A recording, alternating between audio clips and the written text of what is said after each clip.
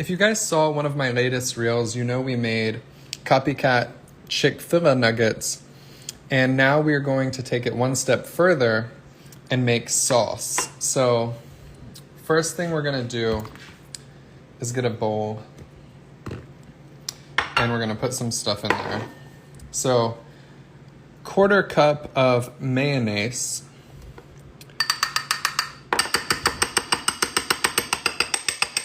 and it's like stuck in here, so we'll use a round fork to get it out. All right, there we go. Now, a tablespoon of powdered sweetener. I don't know if this is powdered or not, but it's allulose, so. All right, let me pin this comment. What's up, Aaron? What's up, Brownie? What's up, Sharon? Now you're gonna add 2 teaspoons of lemon juice.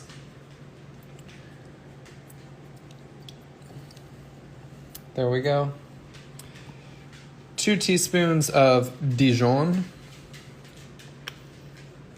Oh no, it's like oozing out. Okay, 1, 2. All right, there we go. 2 tablespoons of mustard. What's good, Des? Happy Wednesday. If sugar substitute, my phone just got a 20% battery warning. If sugar substitutes hurt your stomach and you're okay with just going low carb instead of keto, first of all, I would recommend trying liquid stevia, because the amount you use is much lower for something that calls for liquid stevia than if you're using like erythritol. For example, if something calls for a 1/4 cup of erythritol, you really only need like 4 drops of liquid stevia or like 8 drops, which is like nothing in terms of how it will affect your stomach. So first, try using liquid stevia instead of erythritol. Second, try allulose. That could be a good one. And if you like just have a crazy sweet tooth that you just can't seem to satisfy, maybe consider, instead of just doing keto, doing more of a low carb approach and using honey, because honey is actually really good for you. It's just not the best idea if the goal is ketosis. So, all right. And then 2 tablespoons of sugar-free barbecue sauce. I may have overdone it a little, but now we're gonna mix it all up. What's up, Donna? Shout out to Memphis. All right, now we stir it all up.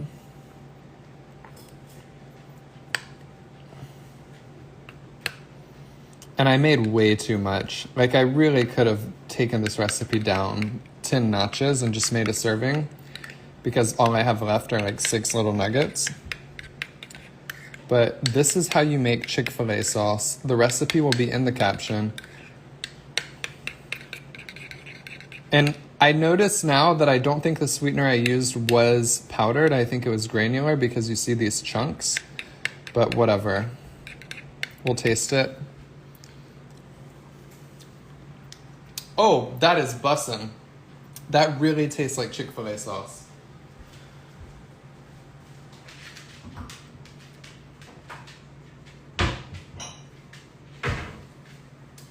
All right, now we're gonna put it in here. I've never heard of oat fiber, but be cautious of things like oat milk. They're like just filled with sugar, and people think they're somehow making a healthier decision, but to the complete contrary. Okay.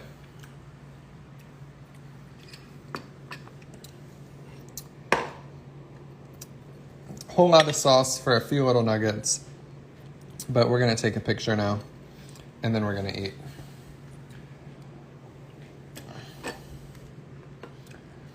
I wish I had the nice looking lemon.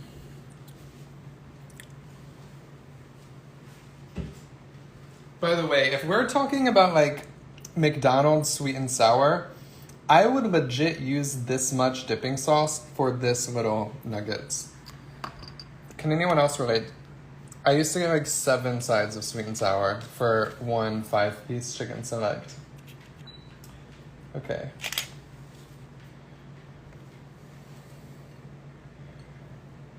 All right, we're just gonna make it look kind of cute.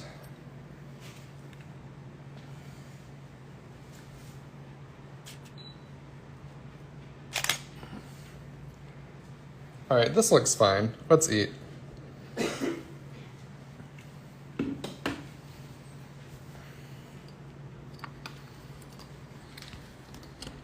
I am so hungry too. Chrissy, turn your phone on silent. Oh, I can make a sweet and sour sauce, Kenny. That's like my favorite. McDonald's sweet and sour is literally the greatest. Okay. Here we go. Oh my god. I literally feel like I'm at Chick-fil-A.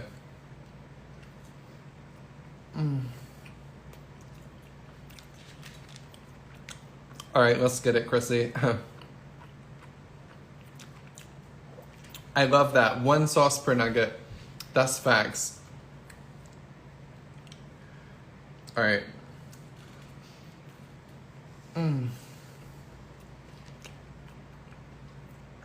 This is incredible.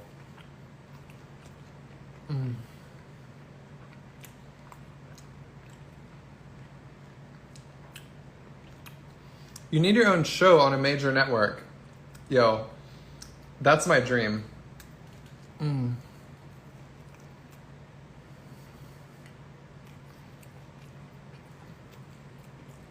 I don't see any carbs in this sauce recipe because say you're using allulose and sugar-free barbecue and mayo, there's like, where would the carbs be coming from? Maybe like 2 total for the whole thing.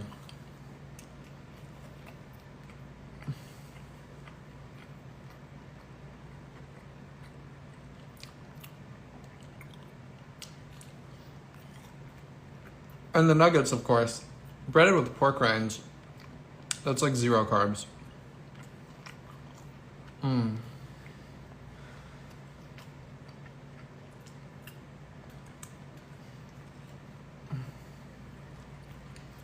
Dee Dee, the steaks from the other day turned out phenomenal.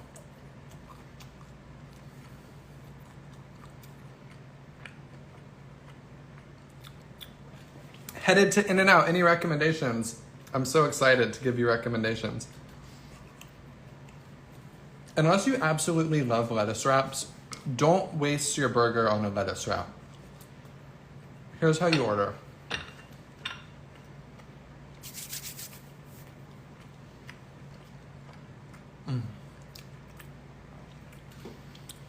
Flying Dutchman, mustard fried.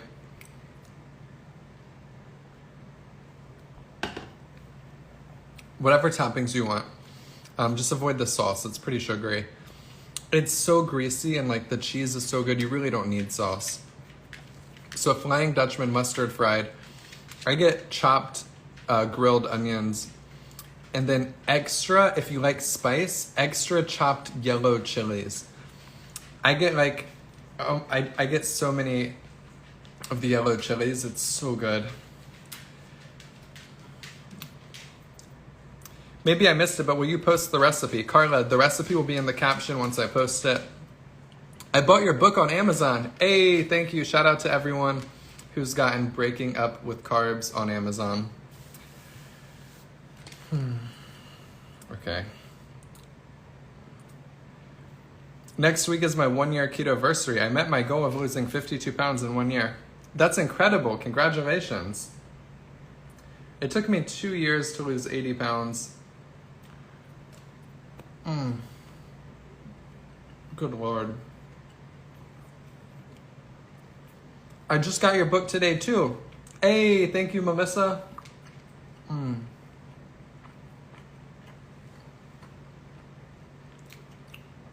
Guys, I thought this was the last nugget, but one fell off.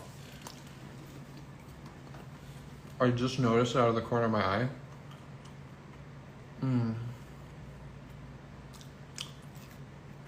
Oh my god.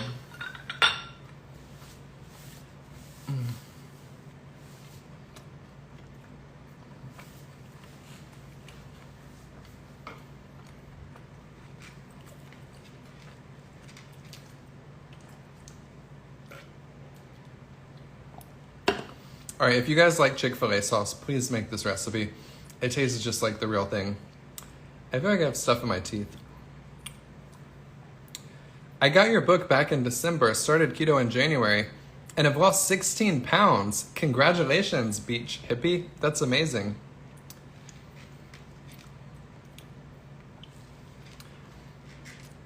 I'm trying to see if I can lose 25 pounds. I need better eating habits.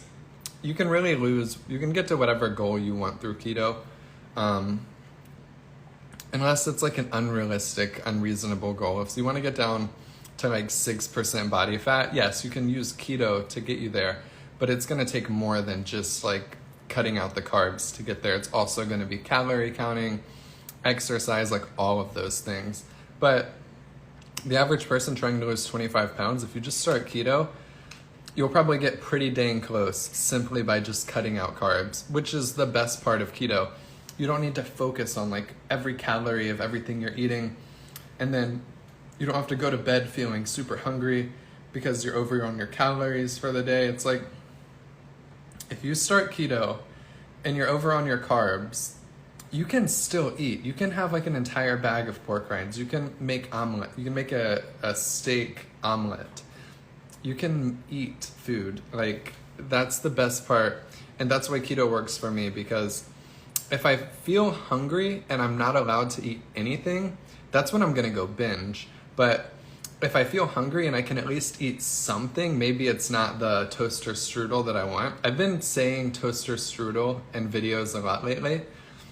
I never even ate them that often. I don't know why, but for some reason I've been saying that. So if I wanted a muffin, I can't have that, but I can have whatever I want within my keto goals. So you never have to feel hungry, and that's why keto is so empowering. It's like you're making one sacrifice of carbs, but you're also gaining a lot by like, all right, I can still eat.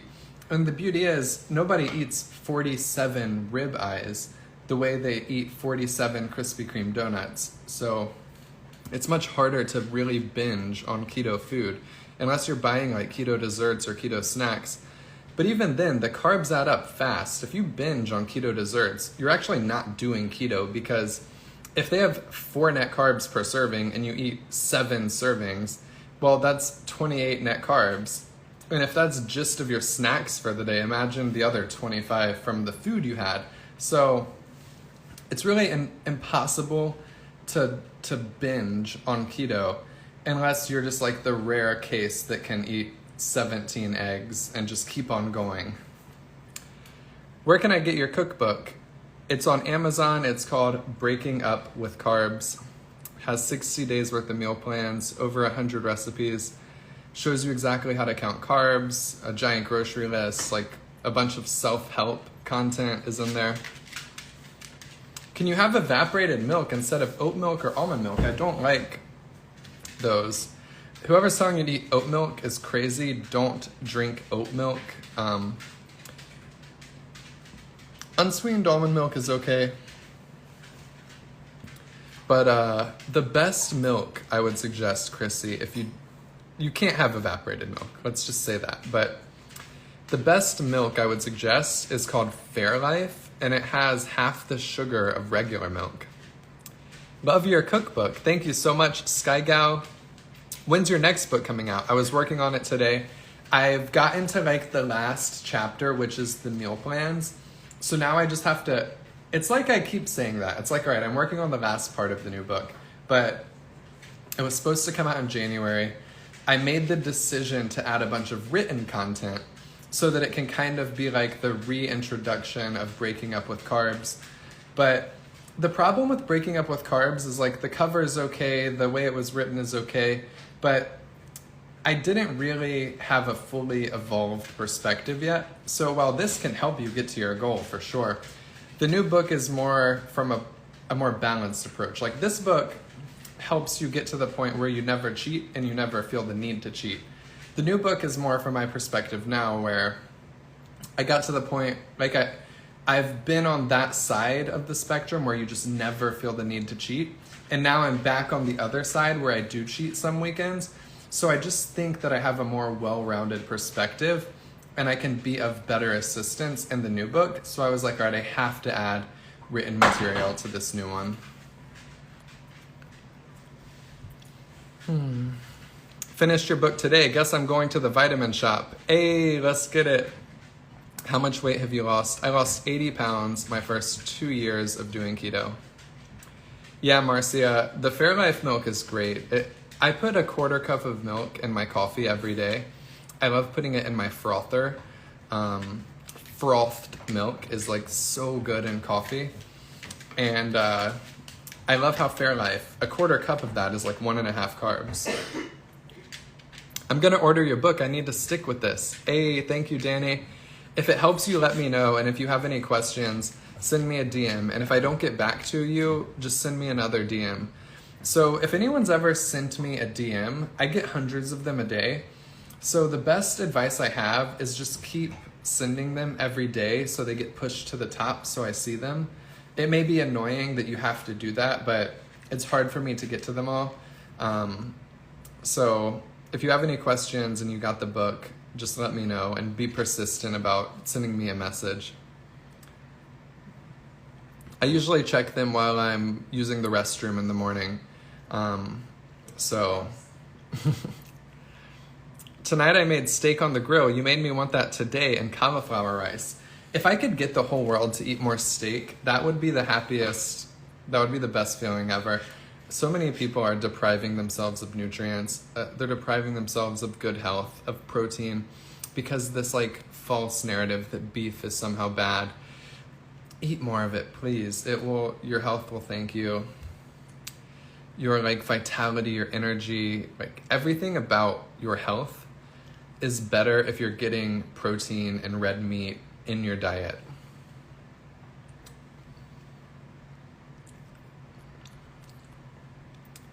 Do you ever get blood work done? Yep, my blood work is great. You just have to, when you're doing keto, you're eating a lot of fat.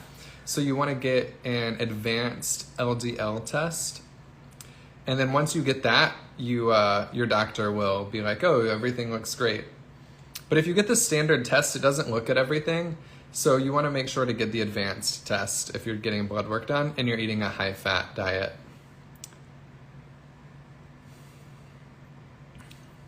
Why is steak viewed so negatively? Because it's more profitable to make Beyond Meat and sell that.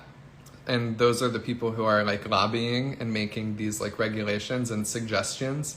So ask Bill Gates, who actually owns the most farmland in the United States, which is crazy. And who's also a huge proponent of like fake meat, which is very scary for our future. Like one of the most powerful people controls the most farmland in our country. It's a little worrying that people with so much power have such flawed perspectives on human health. I am very new to following you. What's your book's name? It's called Breaking Up with Carbs. You can get it on Amazon. Do you fast at all? How do you feel about taking ketone supplements? I don't fast, but I think it's good, especially if you do a lot of bored eating and you're not reaching your goals. Like if somebody works from home or they're like a stay-at-home mom or a stay-at-home dad or whatever's going on, and you're just constantly walking through the kitchen, like loading up on snacks, and you can't seem to lose weight, you are the prime example of somebody who could really benefit from fasting. Because if you could cut out that window from like 9 a.m. to 4 p.m., where you're eating an extra 2,000 calories a day that you really don't need, you would be amazed at how much faster you would get healthy.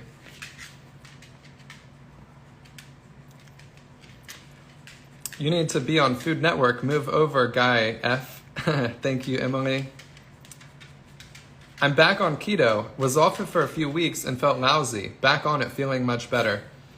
That is what keeps you on keto. People start keto to lose weight and they feel amazing. But it's kind of like a gradual change, because when you first start keto, you don't really feel that great.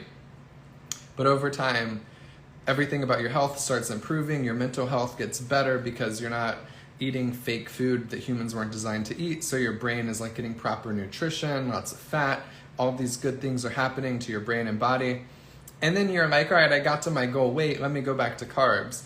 And then you just feel like crap all the time. And you're like, why do I feel like crap all the time? And it's like, well, you're putting crap inside of your body all the time. Like if you're eating loaves of bread, and it's not like sourdough bread that was homemade, it's like Wonder Bread, and you're eating like cookies and Oreos and like all of this junk, you're literally putting like actual toxic garbage into your body, and you're expecting to feel normal. Like how could a human who evolved eating real food feel normal eating just total garbage? It's like, it's never gonna happen. So people start keto, they feel great, then they go back to junk food, they feel terrible, and then it's like, all right, I'm going back to keto. Or at least they go back to like, a lot of people do keto and then they like transition from that to an animal-based, like ancestral way of eating, where you're still having mostly like meat, vegetables, whatever, but you're also eating fruit and honey. And there's nothing wrong with that. If you like being in a state of ketosis because it helps you not go out and binge, because blood sugar spikes maybe just trigger you and cause you to go binge, especially if you're sedentary, that can be an issue of like getting too many blood sugar spikes. But a lot of people who are active are just eating carbs, but they're real carbs and they're healthy, you know? Even like rice to an extent, like isn't that bad if you're active and you're just eating mostly real food. But keto is a great starting point and a great place to stay if you're kind of too triggered by blood sugar spikes and they just send you into a spiral.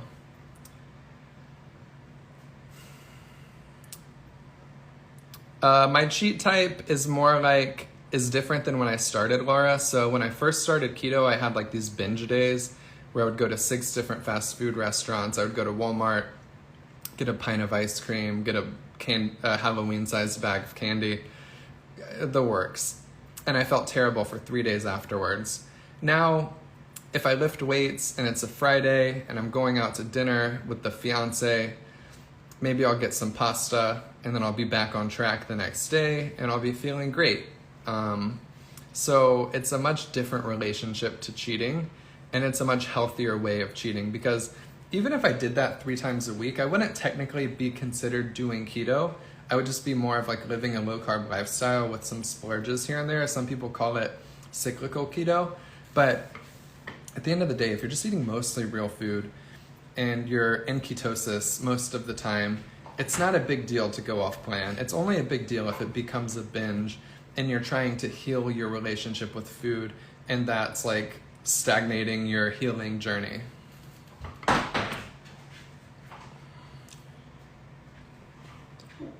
If you need to lose 25 pounds for surgery, I can't really give advice on that. I'm not a doctor. But if you just have to lose 25 pounds and you happen to need to do that for surgery,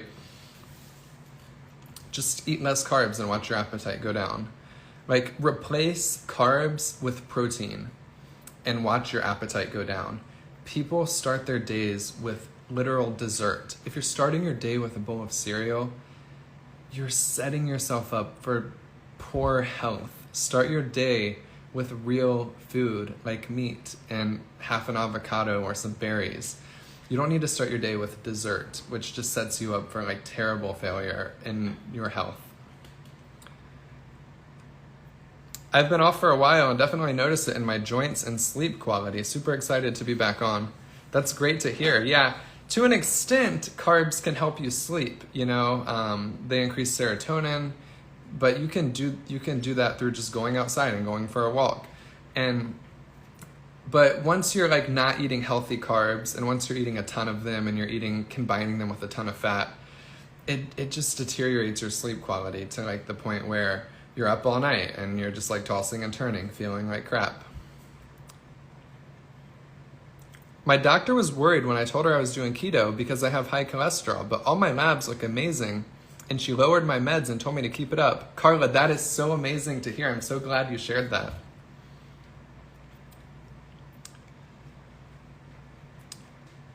All right, guys. I like the fact that you are humble and knowledgeable on how to follow keto in a realistic way. Thank you so much, Patty. Yeah, Michelle. It's crazy, right?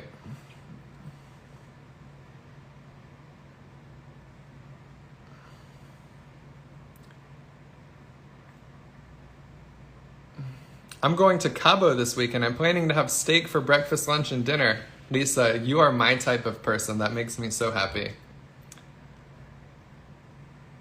Love you, Eric, but Miss Anna, she's been so quiet for a while. Yeah, Jen, she has just been tired. Like, she works a lot, and when she gets home, she's just, like, exhausted, and she's had a cough. We got COVID a few months ago, and she's just had a lingering cough. So if she tried to start talking, she would literally just start coughing. It, like, kicks in at night.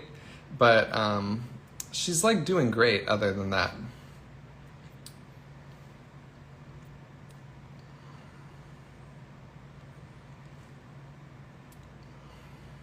Why is steak viewed so negatively? Because there are a lot of studies that show saturated fat to be bad. And the reason they show saturated fat to be bad are because they were done on people. So, all right, here's like take a step back. For the longest time, we were told to follow the food pyramid, which already tells you not to eat a lot of like red meat, saturated fat, whatever. So when they do these studies, they're like looking at people who eat lots of red meat. The type of person who, it's different when you like take the red pill and you realize everything they're telling us is wrong, and then you're eating a lot of red meat. But the average person who just believes what they're told and they just follow the standard regulations of like whatever you're supposed to eat, like the My Plate, that person will not eat a lot of red meat because they're being told not to eat a lot of red meat. So they do a study comparing like a person like that who just eats, my phone is literally about to die. So they do a study like comparing that person who just eats like salmon and asparagus and salads. And then they take someone who eats red meat, but they're not looking at like Paul Saladino or somebody who's like really healthy eating red meat. They're looking at somebody who eats Big Macs and drinks milkshakes and has it with a large soda. So the person who's eating a Big Mac, they're like, oh, they're eating red meat. It must be bad for you. And they compare it to the person who's eating a kale salad. It's like the person eating a kale salad is not extremely overweight because they're eating a kale salad. How can you overeat a kale salad? The person who's eating the Big Mac is obviously overweight because as soon as you start eating fast food, you become the type of person who's going to become overweight. So it's like, that's why those studies are flawed and why they believe red meat is bad for you. Because the type of person who follows the food pyramid and like does what they're told isn't going and ordering a Big Mac. They're eating a salad and like having pasta with shrimp. And foods like that can make you overweight, but the type of person who is like, I'm not going to eat the Big Mac because it's bad for you, because that's what they're telling us, is not going to be very overweight compared to the person who's like, I'm going to eat whatever I want. So that's why those studies are flawed. But if they did studies on the people who actually just eat red meat in a healthy way, they would be like, whoa, they have it figured out. And I'm sure those studies will start coming out, but yeah. Our ancestors, the most like prized food was large game. Like that was what caused our brains to get so big. Our brains didn't get big from eating like the leaves. Like look, like if we evolved from like apes or whatever, or chimps, they're just eating leaves all day. And why aren't their brains that big? Because they're not eating a lot of meat. And once we figured out how to get lots of large game, that's why our brains got bigger. That's why we are what we are today. If you take the meat away, our health is not going to be great. But all right, guys, my phone's literally going to die. I love you. I believe in you. I'll see you tomorrow. Have a blessed rest of your night.